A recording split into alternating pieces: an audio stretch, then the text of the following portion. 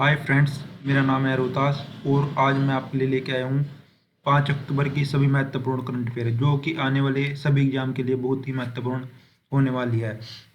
आइए शुरू करते हैं।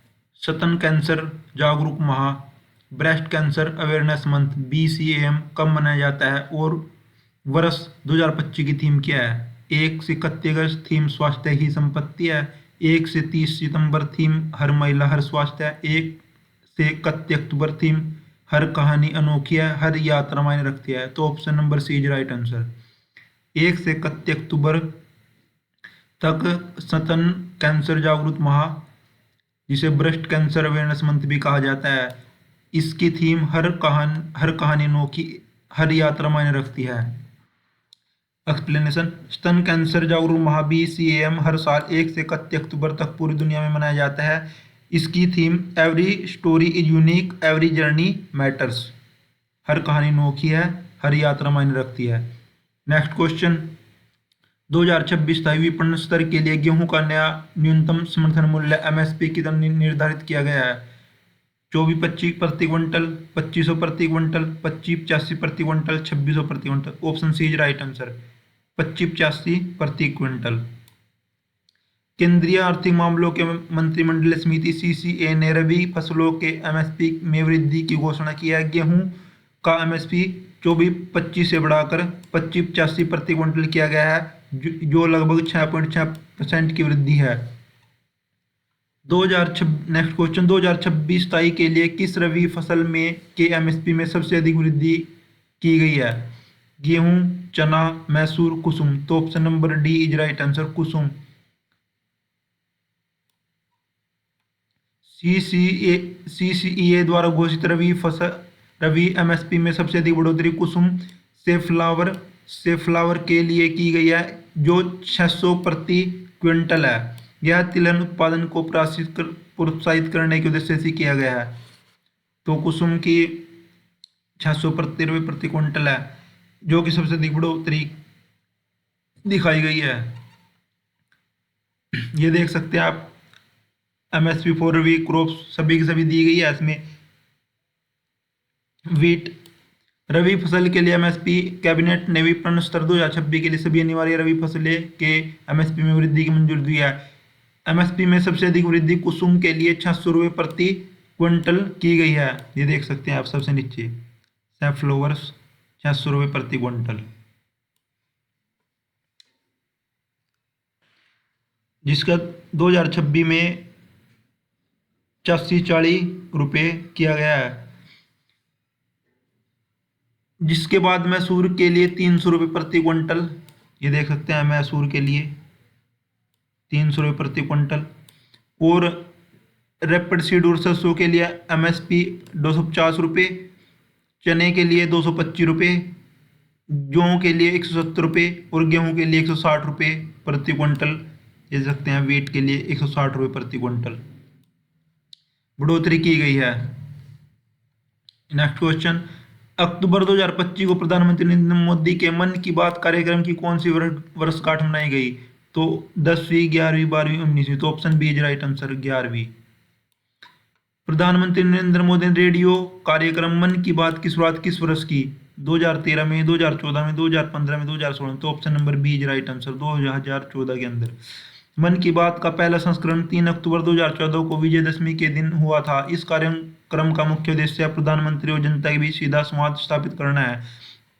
कार्यक्रम की शुरुआत में केवल ऑल इंडिया रेडियो पर ही प्रसारित किया जाता था, लेकिन बाद में दूरदर्शन, नेशनल, DD न्यूज और अन्य चैनलों पर भी दिखाया जाने लगा। सितंबर 2025 तक 126 एपिसोड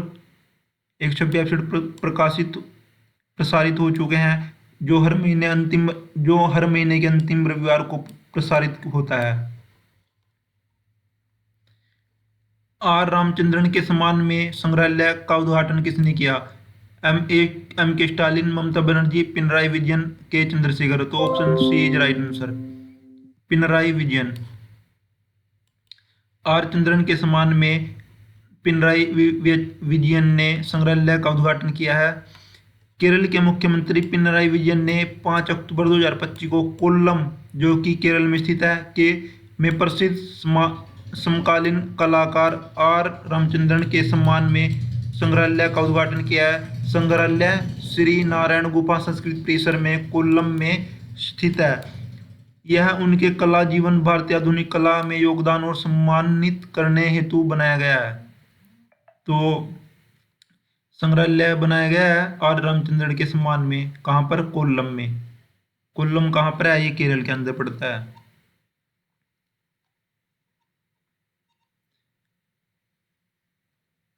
विश्व विश्व पशु दिवस 2025 की थीम क्या है? चार ऑप्शन है। One planet one animal, protect wild life, protect future, same animal, save the planet, compassion of all being. तो option C is right answer, save animal, save the planet. 2025 की थीम जानवरों को बचाओ, ग्रह को बचाओ, save animal, save the planet. विश्व पशु दिवस हर वर्ष 4 अक्टूबर को मनाया जाता है। यह दिन इस दिन संत फ्रांसिस ऑफ असीसी की जयंती के रूप में मनाया जाता है, जो पशुओं के संरक्षक माने जाते हैं। 2025 विश्व पशु दिवस की स्थापना के 100 वर्ष पूरे हो गए हैं। नेक्स्ट क्वेश्चन, हाल ही में जारी हुरून इंडिया रिच लिस्ट 2025 में पहली बार शीर्ष 3 में कौन सी महिला शामिल हुई है? तो कौन सी महिला शीर्ष 3 में शामिल हुई है? नीतम बानी, किरण मजूमदार शाह, रोशनी नादर मल्होत्रा, फाल्गुनी नायर। तो option C is right answer, Roshni Nadar Malhotra. Roshni Nadar Malhotra जो HCL टेक्नोलॉजीज की चेयरपर्सन है, 2.884 लाख करोड़ की संपत्ति के साथ पहली बार तीसरी शीर्ष 3 में आई है और भारत की सबसे अमीर महिला बन गई है। 2025 की सूची हुरन रिसर्च इंस्टीट्यूट और M3M इंडिया द्वारा संयुक्त रूप से जारी की गई है। 14वीं संस्करण है और यह 14वां संस्करण है। शीर्ष 3 अरबपति मुकेश अंबानी 9.55 लाख करोड़ के साथ पहले स्थान पर है। श्री गौतम अडानी जी 8.15 लाख करोड़ के साथ दूसरे स्थान पर है और रोशनी नदार मल्होत्रा 2.84 लाख करोड़ के साथ तीसरे नंबर पे है और पहली बार शीर्ष 3 में है। सामाजिक सुरक्षा कवरेज के उल्लेख विस्तार के लिए भारत को किस पुरस्कार से सम्मानित किया गया? तो सामाजिक सुरक्षा के उल्लेख विस्तार के लिए भारत को किस पुरस्कार से सम्मानित किया गया है? UNICEF global care award 2025, WHO health system strengthening award 2025, ISSA international social security association award 2025, UNESCO social development prize 2025। तो option C is right answer, ISSA international social security association award 2025 के से भारत को सम्मानित किया गया और यह सामाजिक सुरक्षा के लिए दिया गया। विश्व सामाजिक सुरक्षा मंच world social security forum WSSF ने 2025 में भारत को ISSA अवार्ड से सम्मानित किया। भारत को यह पुरस्कार outstanding achievement in social security श्रेणी में मिला है, क्योंकि देश ने पिछले एक दशक में सामाजिक सुरक्षा कवरेज को 19% जो कि 2015 में था से बढ़ाकर 64.3% जो 2025 तक पहुंचाया है। यह उपलब्धि भारत के विभिन्न सामाजिक सुरक्षा कार्यक्रमों जैसे प्रधानमंत्री श्रमयोगी मानधन योजना, ई श्रम पोर्टल और राष्ट्रीय पेंशन योजना NPS आदि के प्रभावी क्रियान्वयन से का परिणाम है। नेक्स्ट क्वेश्चन, भारत की star weight lifter Mirabai Chanu ने वर्ल्ड वेट लिफ्टिंग चैंपियनशिप 2025 में महिलाओं के 48 किलोग्राम वर्ग में कौन सा पदक जीता है? तो 4 ऑप्शन है, स्वर्ण पदक, सिल्वर, ब्रॉन्ज, रजत। तो option number B is right answer, रजत पदक, सिल्वर मेडल जो है मीराबाई चानू जी ने जीत लिया है वर्ल्ड वेट लिफ्टिंग चैंपियनशिप में। ये देख सकते हैं आप मीराबाई चानू ने नॉर्वे के फॉरेडे में आयोजित वर्ल्ड वेट लिफ्टिंग चैंपियनशिप 2025 में महिलाओं के 48 किलोग्राम भार वर्ग में 199 किलोग्राम का प्रदर्शन करते हुए रजत पदक, सिल्वर मेडल जीत लिया। इस प्रदर्शन के दौरान उन्हें 2 नए राष्ट्रीय रिकॉर्ड भी बनाए हैं।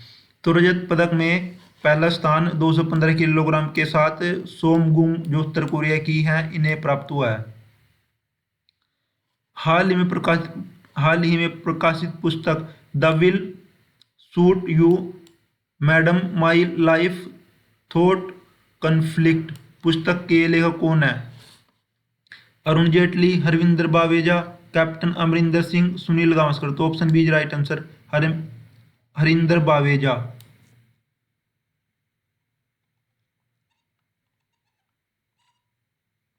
ये देख सकते हैं आप पुस्तक का।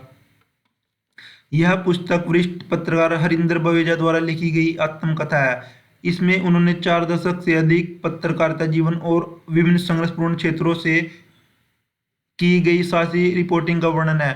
पूर्व पंजाब मुख्यमंत्री कैप्टन अमरिंदर सिंह ने पुस्तक लॉन्च के दौरान याद किया कि ऑपरेशन ब्लू स्टार जो कि 1984 में हुआ था के बाद बावेजा की जान बचाई गई और यह अनुभव उनके निर्भीक पत्रकारिता करियर की शुरुआत मानी गई है। हरविंदर बेजा ने अपनी रिपोर्टिंग किस क्षेत्र से किया है? तो कश्मीर में किया है, पाकिस्तान में, अफगानिस्तान में और अन्य संघर्षग्रस्त क्षेत्रों में उन्होंने अपनी रिपोर्टिंग की है। उनकी पुस्तक का क्या नाम है? The will suit you madam my life thought conflict. पुस्तक के लेखक हरविंदर बावेजा है जो कि पत्रकार है। ये देख सकते हैं आप।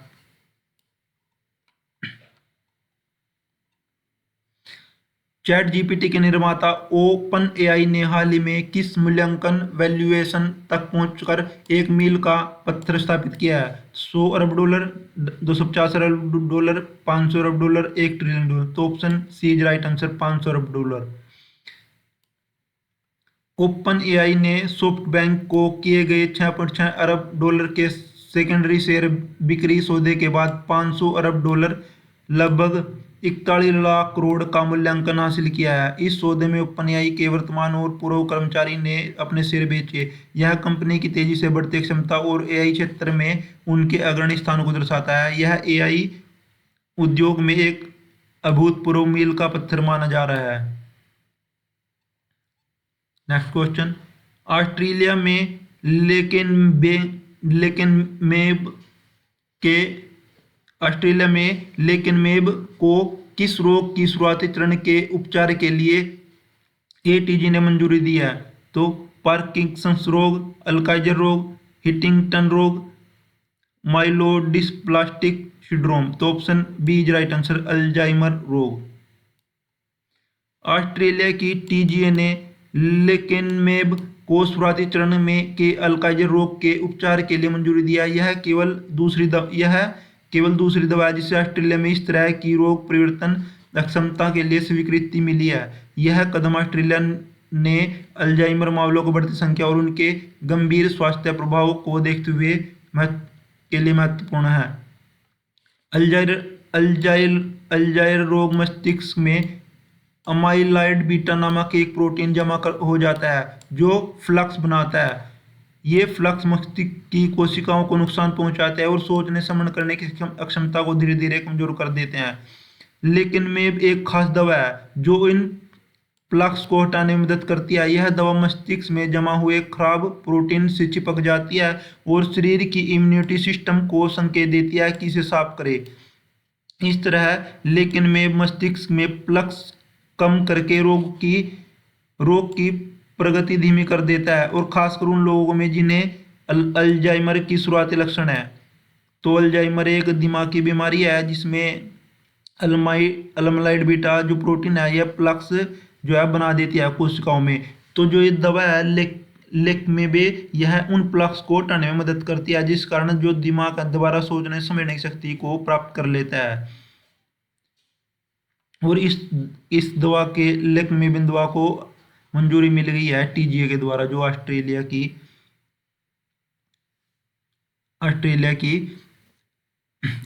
द्वारा दी गई है। Next question. जनरल एटॉमिक के भारतीय मूल के सीईओ डॉक्टर विवेक लाल को अमेरिका के राष्ट्रपति जो बाइडेन द्वारा किस पुरस्कार से सम्मानित किया गया?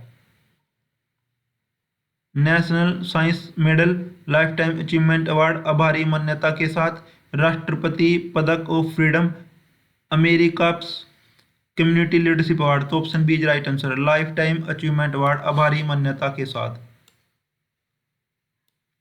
डॉक्टर विवेक लाल को उनके वैज्ञानिक योगदान और नेतृत्व के लिए अमेरिका के राष्ट्रपति जो बाइडेन द्वारा आभारी मान्यता के साथ लाइफ टाइम अचीवमेंट अवार्ड से सम्मानित किया गया है। यह पुरस्कार अमेरिकी कोर्प्स और राष्ट्रपति कार्यालय द्वारा दिया जाता है, जो ऐसी गतिविधियों को प्रोत्साहन करता है जो अमेरिका समुदायों की सेवा में योगदान देती है।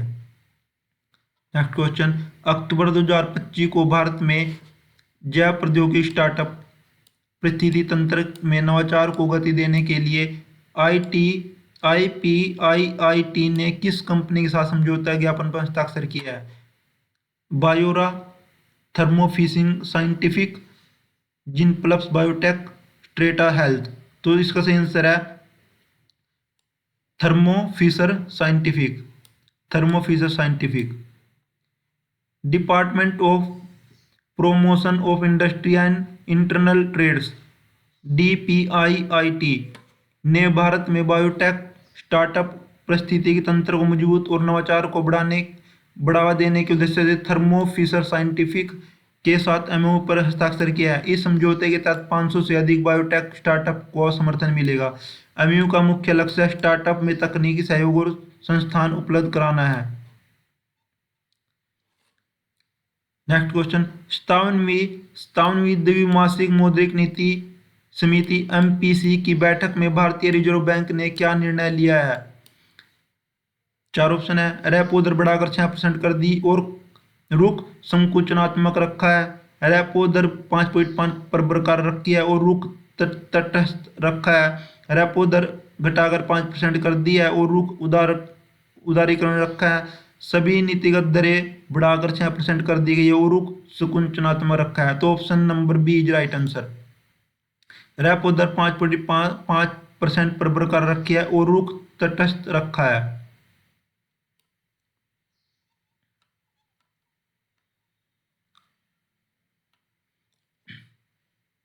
आरबीआई की मौद्रिक नीति की मुख्य बिंदु, repo rate, policy repo rate 5% जो कि अपरिवर्तित यानी कोई परिवर्तन नहीं। नंबर 2, स्थायी जमा सुविधा एसडीआर, स्टैंडिंग डिपॉजिट फैसिलिटी 5.25 ये भी अपरिवर्तित, इसमें भी कोई चेंज नहीं। और सीमांत स्थायी सुविधा एमएसपी, मार्जिनल स्टैंडिंग फैसिलिटी और बैंक दर 5.5%, 5.75% अपरिवर्तित। रुख मॉनेटरी स्टेंस तटस्थ यानी कि नेचुरल। एमपीसी ने इसे प्रकार रखा है, तो इसे नेचुरली रखा है। इसका क्या मतलब होता है नेचुरल का? इसका मतलब है आरबीआई फिलहाल मौद्रिक नीति को न तो और ढीला कर रहा है और न ही सशक्त, बल्कि आर्थिक विकास और मुद्रास्फीति के संतुलन पर ध्यान दे रखा है। यानी कि ना तो इसे कुछ ढीला किया है और न ही इसे सख्त किया है, बल्कि आर्थिक विकास और मुद्रास्फीति के संतुलन पर ध्यान दे रखा है। तो रेपो रेट अपनी 5.5% है जो कि अपरिवर्तित है। और स्थायी जमा यानी कि रिवर्स और स्थायी जमा सुविधा एसडीएफ आपकी 5.25% है और एमएसएफ ये आपकी 5.75% है। अक्टूबर 2025 में एशिया विकास बैंक एडीबी ने इंदौर मेट्रो रेल परियोजना के विकास के लिए कितने का ऋण मंजूर किया है? इसका मुख्य उद्देश्य क्या है? तो 150 मिलियन यूएसडी शहरी परिवर्तन को बढ़ावा देना। Option B 190 million USD, option C 200 million USD, option D 170 million USD. तो option B is right answer, 190 million USD. शहरी गतिशीलता को बढ़ाना, प्रदूषण कम करना और समावेशी विकास को बढ़ावा देना। अक्टूबर 2025 में एशिया विकास बैंक एडीबी ने इंदौर मेट्रो रेल परियोजना के लिए 119 मिलियन अमेरिकी डॉलर का ऋण मंजूर किया है। इसका उद्देश्य केवल मेट्रो चलाना नहीं, बल्कि शहर में शहरी गतिशीलता को बढ़ाना, वायु प्रदूषण को कम करना और मध्य प्रदेश में समावेशी विकास को प्रोत्साहित करना। यह परियोजना Madhya Pradesh metro rail corporation limited MPMRCL द्वारा क्रियान्वित की जाएगी। इसके जनवरी 2030 तक चालू होने की उम्मीद है। तो उम्मीद करते हैं यह सभी प्रश्न आपको आने वाले एग्जाम के लिए महत्वपूर्ण है। इसे वीडियो को लाइक करें, शेयर करें और चैनल को सब्सक्राइब करें। Thanks for watching. जय हिंद, जय भारत।